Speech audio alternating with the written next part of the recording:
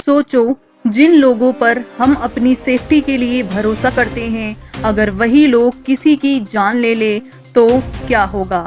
ये कहानी है एक ऐसे केस की जहां कानून के रखवाले ही कानून के सबसे बड़े मुजरिम बन गए। अब इसकी पूरी कहानी आपको समझाती हूँ। तारीख थी 19 जून 2020, जब पूरा देश कोरोना और लॉकडाउन के कैद में था। अस्थानकुलम में मोबाइल दुकान चलाने वाले जयराज को पुलिस ने सिर्फ इसलिए उठाया क्योंकि दुकान तय समय से कुछ मिनट ज्यादा खुली थी। पिता को बचाने बेटा थाने पहुंचा, लेकिन उसे क्या पता था कि वो और उसके पिता कभी जिंदा बाहर नहीं आएंगे। जैसे ही बेनिक्स को पता लगा कि उसके पिता को पुलिस उठाकर ले गई है, वो फौरन थाने पहुंच गया। थाने में बेनिक्स ने देखा कि उसके पिता जयराज को बुरी तरह पीटा जा रहा था।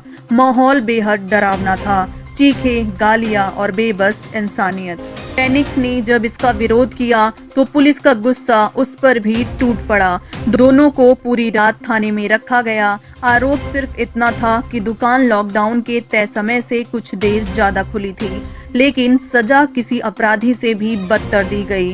कहा जाता है कि दोनों के कपड़े उतरवाकर मेज पर लिटा दिया गया, उनके हाथ पैर पकड़े गए ताकि वह हिल भी ना सके। फिर उनकी पिटाई इतनी बेरहमी से हुई कि शरीर पर गहरे जख्म हो गए। इतना ही नहीं, रिपोर्ट में दोनों के शरीर पर 18 गंभीर चोटों का जिक्र किया गया। डॉक्टर्स ने भी रिपोर्ट में पिता पुत्र की मौत की वजह चोट को ही बताया। शुरुआत में मामले को दबाने की कोशिश की गई, लेकिन कांस्टेबल रेवती उस रात थाने में ड्यूटी पर थी। उन्होंने बताया कि अंदर से चीखने की आवाज आ रही थी। पुलिसकर्मी पिता और बेटे को बेरहमी से पीट रहे थे। हालत इतनी खराब थी कि उनका खड़ा रहना भी मुश्किल हो गया था।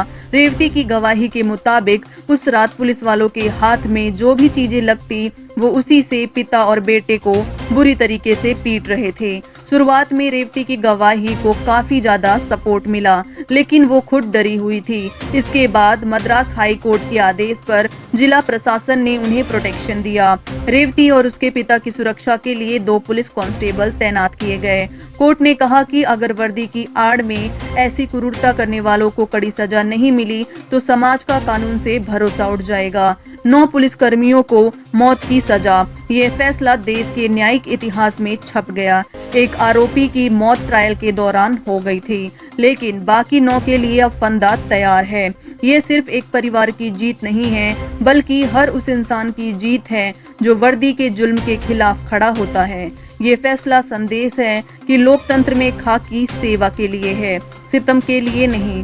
कानून से ऊपर कोई नहीं, चाहे वो वर्दी में ही क्यों न हो। न्याय में देरी हुई, लेकिन न्याय की लौ बुझी नहीं। ऐसे ही रियल इशू पर सच जानने के लिए चैनल को सब्सक्राइब करना ना भूलें। मिलते हैं नेक्स्ट वीडियो में।